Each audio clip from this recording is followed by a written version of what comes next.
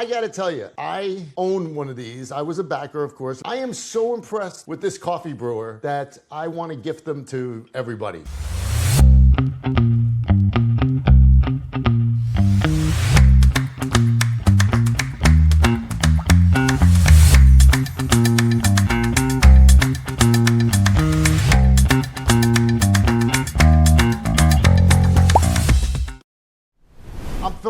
I'm the crowdfund junkie. I'm gonna be quite honest with you. This is not one of the busted ones. This is one of the ones that really work. We're gonna be here today with Zach from TURBOBREW. So let's bring on Zach. Zach, welcome to Crowdfund Junkie. Thank you for coming on the podcast. What's really cool is that you've already done this. You've already shipped and everything, and you were still willing to come on the show, which I really do appreciate because, like I said, you and I have had multiple emails back and forth where I have just been a huge fan of what you made here. I love seeing amazing, innovative products actually come to fruition. You just knocked it out of the park. And you're going to hear it beep in about a minute and a half because I'm brewing a cup. So, hi, Philip. Yes. How you doing, man? So I do want to ask you, like, where did this come from? Like, what was the moment that you said, you know what, I'm going to change the way you brew coffee? When did it happen? Okay. Like, Yeah. So basically, I'm more like if people are saying cat dog person, like I'm a tea person before because like we used to design lots of tea wares, but since like pandemic, we had lots of time at home and I start with coffee. And I was shocked with the pour over coffee with light roast coffee beans. So I bought a lot of gears to make hand brew coffee by myself. But I found it's really difficult to, to catch up with all those like fancy skills. For me as a newcomer, it's really a lot to learn. So I was thinking like every designer would do. If you find any problem, you always thought about try to solve it by yourself. And I was thinking how I can really like make the coffee brewing process more hassle-free, more easy, more user-friendly for newcomers. Yeah, I heard the beep. Yes, it starts now. heard it. It's going down. Yes. Sorry, I didn't mean to interrupt you, but I love that sound. When I hear that sound, I know that I'm gonna have a really nice cup of coffee soon. And Nick, a lot of people probably think we're nuts because it's coffee. But for those that love coffee, it's an experience. It really is. So anyway, please continue. Back to my previous talk, like I was thinking about like how I can make the coffee brewing process easier for newcomers like me personally. So I was experimenting with lots of techniques. We used to have another product called Presso. It's more like a reverse version of the French press. With that version, I put coffee ground inside and try to pull out the core, like which creates a sub-vacuum effect inside, which actively extract the coffee down. And that process, I found surprised to find, okay, that coffee tastes like a little bit different. So I would try to dig further into why this will make difference. That's when I resort to my friend Frankie as a barista. I was asking why in this way I can make the coffee like taste kind of like more tasty with more fragrance. Like if we use a coffee term, it's like a richer body. So that's why. Like I studied with Frankie together and we found, okay, one is a metal filter because paper filter usually they will absorb all the grease from the coffee. But on the other side means like they will absorb all the aromas which melted into the grease as well. So metal filter definitely helps a lot. The other side is the sub-vacuum effect. If we take sub-vacuum effect reversely thinking, that's more like an AeroPress with pressure. AeroPress, like if you do it in this way, it's more like a little bit higher than 1 bar of pressure. But espresso is like, normally 8 to 10 bars of pressure, which like really press water like really quickly through the coffee grounds. So extracts all the essence. The oil. But with the sub pressure, with a little bit more pressure, it can also create similar effect than that, but not so significant. But compared to the hand pull over, which goes through the coffee ground by gravity, which is a passive way, this kind of active extraction creates a little bit more, the flavor is a little bit richer than pull over. So that's the point I found, okay, Well, so vacuum extraction definitely helps. But the other thing is when I try to pull out this coffee, like our previous design, which is a manual way, it's a bit difficult for other people. So you decided to do this. You brought in, is Carlos, right? Yeah, Who's yeah, on your, Carlos is my partner. Yes. is your partner? Right, right. Yeah. Carlos also a big coffee guy, or I mean, did you two like over a barista say, "Hey, man, we got to create this thing"? Or? We two are, I think we two are definitely like the tea guy, not the coffee guy. Yeah. All right. I have not tried this with tea yet, and I'm going Uh-huh. to. Honestly, I didn't realize you could use tea in this thing. And then Oh, I was like, yes, oh, yes, definitely. You can use like for black tea because other teas, lots of like green teas, usually they only brew like for a little while, but black tea, they need longer immersion. So it's similar like coffee. That's why like this works for black tea as well. all right, beautiful. Let me ask you a couple questions about the campaign. Did it surprise you how fast people gravitated to the campaign? You raised, I think it was what you did in US dollars, was $21,431. That's not a lot. We were actually No, expecting much it's more. not. It really is Yeah. not. You know, a lot of people that have been around for a while, you got to watch the episode coming up on one's called Don't Be Stupid. And that's going to be addressing a lot of the comments that I read. As somebody who backs a lot of projects, right? I don't know. I'm sounds like I'm being paid for this, but I'm really not. This is me, why I do Kickstarter. It's because I want to support people like you that have this vision of something that hasn't been done before. And then when you knock it out of the park, like you did, I'm going to praise you guys, and because it's Thank a really you. great job for sure. Yeah. All right, so I'm Yeah. going to ask you some questions. I was looking through all the comments because as a backer, I can look through Yeah. comments. All right, I really didn't see any negative comments. Anything that was like of a question, right?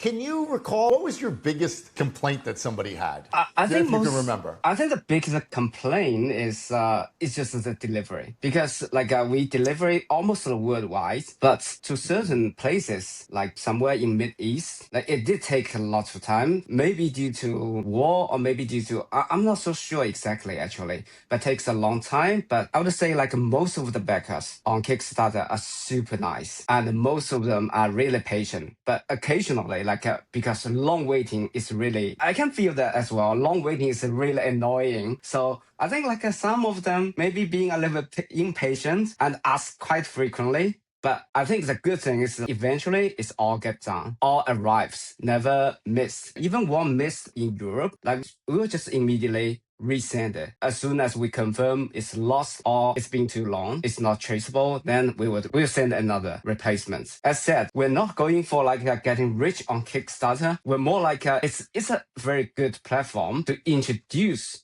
your new product, introduce your idea, introduce your vision, share your vision with your backers. We will do our best. Even we get lots of money, we will just resend and make sure everyone is satisfied. Yes. Well, that's good. Well, you've done that. What was the hardest part of doing what you do? What were like the biggest stumbling blocks in trying to create this? Was it in your manufacturing? Was it in the prototypes? Did you have any setbacks? Yeah, I think it would be the 0 to 1 moment because, as I said, like you may hear out talking about like a long story from this getting into TurboBrew. We try to think about because this is a 0 to 1 moment. Once we get to the number one, it's easy to get into a number 100 because everything we do is just like to refine, optimize. But getting into that idea is, I think it's the most difficult one. If you want to know, like, actually, I share the timeline with all the backers, but I think few people really notice the time difference. It's actually take a really, really long time for us to come into TurboBrew. It's like almost 5 years. Yeah, no joking. It's really a long time. It's like a pandemic, the 2019 something, like to get into 2025. That's a really long Right. time. Let me ask you this. Everybody's gotten their mugs, correct? Yeah. And obviously you're now selling online, which I'm very happy to. We're gonna include the link to go directly to you and buy these online. I highly recommend Thank them. you. So like now, what's the next move? Is it DTC? Is it direct to consumer? Are you gonna put them up on Amazon? What's the big picture for this? Right now, we are thinking of run this campaign again, like on Indiegogo. Please tell me, why would you run it again on Indiegogo? Yes, exactly. So the reason is actually like even now, as I said, like TurboBrew is on shelf now, it's available for direct sale. If you can see like on our Kickstarter page, we will just define this as a more like a coffee machine, something like this, an auto miniature portable coffee machine. I think it's not because we rethink kind of a positioning of this TurboBrew. And we think maybe it's because it takes a lot of that, like you would say, okay, it's a novelty, but I'm a little bit concerned. So we were thinking about maybe TurboBrew is actually, we should position it as a dripper, more like a smart dripper. If you say like as a clever dripper, which is like an immersion brew, and then like with a click in that one, we were more like in that version, even smarter, because you don't need to click that button. You just like press, pull everything, and just leave it, and it will do all by yourself. As you have done earlier, you just like press a button, put the water, and just wait. You don't need to take care of it. You don't need to go back frequently to check out. That's it. We can just talk freely, and it's get done. I got one suggestion. Yeah. Can you make a bigger one? That's a good question. Because I'm telling you, I drink these. It's like a shot for me, you know, and I'm drinking. I'm like, oh, I gotta run back over there. I gotta go make another cup of coffee. I don't know. That's just my thing. I was like, God, if this was a double, like make the just bigger, you know, and that's the mentality of us Americans anyway. Everything's friggin' bigger. It's a US style.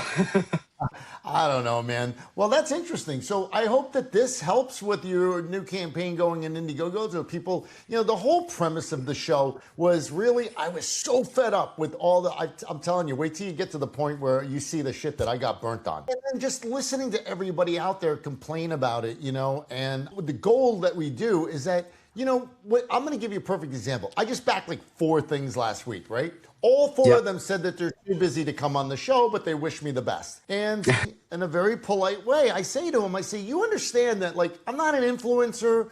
I'm not trying to do a review on you or anything. I'm trying to see, I'm trying to help and understand. I want other people to be able to look. There's a lot of people that are now on Kickstarter and Indiegogo that are very hesitant to do anything, right? Statistics are that, you know, less and less people are backing projects because the crooks of the world learn what works, right? And there is no accountability. I could say that I'm going to make this product and do a really cool video and show you all the facts and all the information, right? Yeah. Down in the Cayman Islands or wherever. And then as soon as I raise $500,000 or whatever it is, I'm gone. And then how many times do you see these comments about, I invoke my right to blah. Kickstarter Indiegogo doesn't give a crap about your invoking rights, all right? They're basically the broker between the two, and I've said it many times.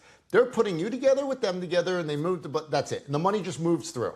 They take their cut, and it's done, right? If you don't come on the show, what does that tell people? You can't take 30 minutes to come on a show and just say, hey, I'm Zach, I'm doing this. You have questions, I'm here. I'm an open book, right? That's called transparency. These guys that say no to come on the show, I'm scratching my head going, wait a second, I'm giving you my money, right? I'm putting my money up for you so that you can make your dream come true. You're telling me that you can't come on for 30 minutes and it's a win-win scenario, right? Everybody wins. Definitely, yeah. People get to see the show, they get to see you, that you're real, right? And then they make a decision. Oh, you know what? I now trust this, or I no longer trust this. But now you put a face to the project. And I'm gonna tell you something for everybody, for the 4 people watching the show for right now, hopefully it blows up at some point. But the truth is, you know, Zach, you didn't want to come on because you were, if you don't mind me saying, you're not a big social media kind of guy or whatever, but no, you did it anyway. You know, you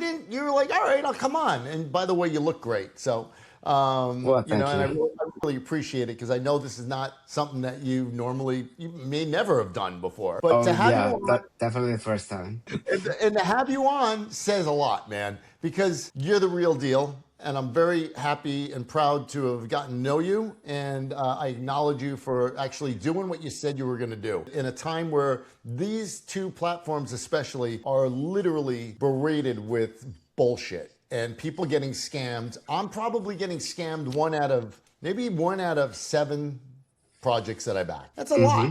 You know, I mean, Wait till you see that episode because I'm calling them all out. There's one going on right now. It's an ice cream maker. These guys have not shipped anything. They're charging up to $500 in shipping, and they're still trying to get people to pay them for shipping, right? No way. They're not That's even a real company. Oh, yeah. We did some research and found out that the machine that they're showing is actually a machine that's sold in a different country that they just stole all the footage from. You can buy it for $129 online. I think they've raised like 400,000, or I don't know. I'm just speaking off the top of my head. We'll pull it up, but that's just one of them, an ice cream maker. It's insane. You know, so I think, you know who I'm talking about? I just want to like put some of my opinion.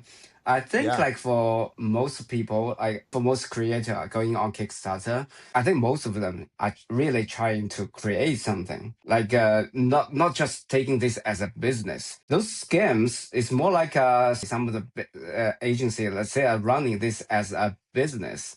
I think this is really ugly thing, doing this kind of scam, But And it's to us, hurting the definitely. whole.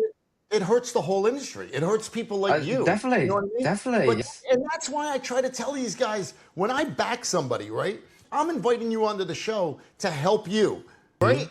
Because if you don't come on, it's of course people are going to wonder, well, why wouldn't he go on? Is he going to rip us off? Are they really legit? You know what I mean? I don't know. Whatever. I think we'll get to a point. Sammy was great. He's like, you should do this, crowdfund junkie verified, which you guys are. So you're gonna get. I'm gonna send you something. You'll see that show that you can put on your site or whatever, saying that you were verified by us and whatever. But I gotta ask you. So listen, what you said actually leads me into my last question that I want to ask you, which is basically, what advice would you give first-time creator that wants to get into this, into crowdfunding? Into Kickstarter or whatever. They have a dream, they have a vision, they want to do this. What's the one thing that you would give them advice for? As a first-time creator, find a good like a advertisement agent. Find a good because marketer. find a good marketer because people used to say like a good wines need no bush, right? But in nowadays, it's just like crowded with a lot of information. You have to tell people you are good. We are good at like creating and designing stuff, but we are definitely not good at like advertisement. So it's important, I think, to my experience. Who handled yours? Is that okay? I say like, Yeah. Okay. We find J-Love. J-Love, right? I actually met them at the Consumer Electronics Show last year. Uh-huh. Yeah. I like what they do. They're good at what they do. I think that they got many years of experience and everything is very streamlined. Not so much personal touch, but they're doing pretty good. I'm kidding. So let me ask you, how do people find you? Where can they go? Do you have an Instagram? You want a website? Yes, we do have an Instagram and we have a website as well. It's a simple Instagram lab, is right? it's just a simple lab.exp experience. The first three letters. Right. I'll put that in the. I'll have that. I'll have it down below. So sure, thank you. So when are you planning on launching on Indiegogo? Do you have a date? Well, actually, it should be like as soon as possible. But I was thinking about this season. This like a Christmas, Thanksgiving to Christmas season to New Year. So maybe after the New Year of 2026. Got it. All right. Well, listen. Yeah. You let me know, and I'll post it and let everybody know where they can back the next big thing. Well, sure. That's me. I'm not a big Indiegogo guy, to be honest. I've gotten burned big time on Indiegogo. But really? I do like the platform. It is cool. Okay. It's just a personal thing. Yes, but I will definitely back you. Thank you. As I said, like I try to like a reposition TurboBrew in different category or maybe in a more precise way. And I want to test out, just see how people perceive it. Yes. Well, we're gonna find out. And by the way, can we tell people, right? You graciously are gifting 2 brews. Right? Oh yes. Yeah. Just as a token of thanks and as a token to being supportive to Philip's channel. I appreciate that. So we are giving away 2 turbo brews for free. We will be shipping from Hong Kong directly. So yes, subscribe to Yeah. Philip's channel, and You may win. I'm not sure like how it's going to give away this too, but I'm not again, sure this is either. totally for free. Yeah, That's awesome. we'll take care Yeah, of the shipping. We'll take care of everything. that's And awesome. Philip, yeah, just let me know who I which will. is the supporters you want to give. Yeah, You got it. Yeah, yeah. Fantastic, man. Hey, Zach, thank you so much. I really appreciate you taking the time to come on. And again, yeah, my awesome pleasure. product. Awesome product. Cheers, brother.